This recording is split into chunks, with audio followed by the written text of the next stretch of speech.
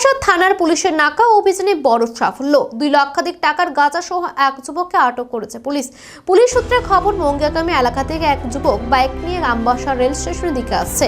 এমন গোপন খবরের ভিত্তিতে বৃহস্পতিবার বেলা প্রায় 11টা নাগাদ বেতবাগান এলাকায় নাকা চেকিং শুরু করে আমবাসা থানার পুলিশ।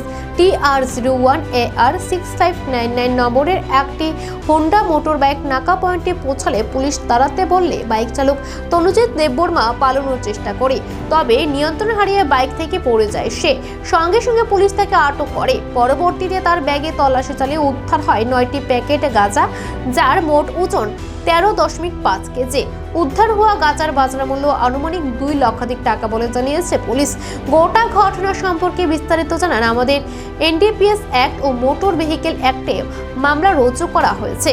মামলা নম্বর 41/2025। এই মামলার তদন্তকারী অফিসার হিসেবে দায়িত্ব রয়েছেন ইন্সপেক্টর সুশান্ত মল্লিক। আগামীকাল আটক যুবককে রিমান্ড চেয়ে আদালতে পেশ করা হবে বলে জানিয়েছে আমবাসা থানার পুলিশ।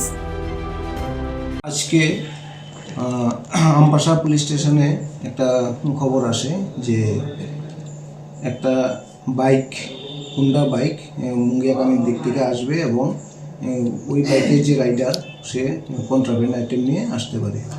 তো সে অনুসারে আমাদের একটা আমবাসা পিএসের টিম সেখানে অ্যাম্বুশে যায় এবং বেতবাগান নাকাতে অ্যাম্বুশ করে। তো কিছুক্ষণ পরে আমরা ইনফরমেশান অনুযায়ী আমরা বাইকটাকে ডিটেন করতে পারি এবং বাইক রাইডারকেও ডিটেন করি। তারপরেও তার কাছে একটা পিট্টু ব্যাগ ছিল। ব্যাগটা আমরা প্রসিজিওর মেনে এক্সিকিউটিভ ম্যাজিস্ট্রেটের সামনে আমরা সার্চ করি। সার্চ করার পরে তার পিট্টু ব্যাগের মধ্যে আমরা 13.5 কিলো ড্রাই গাঁজা উদ্ধার করি এবং আমরা সিজ করি। তার নামটা সেটার নাম হলো তনুজিৎ দেববর্মা, তার বাড়ি জিরানিয়াতে। স্যার, বাজার মূল্য আনুমানিক? বাজার মূল্য 2 লক্ষাধিক টাকা হবে। Thank you.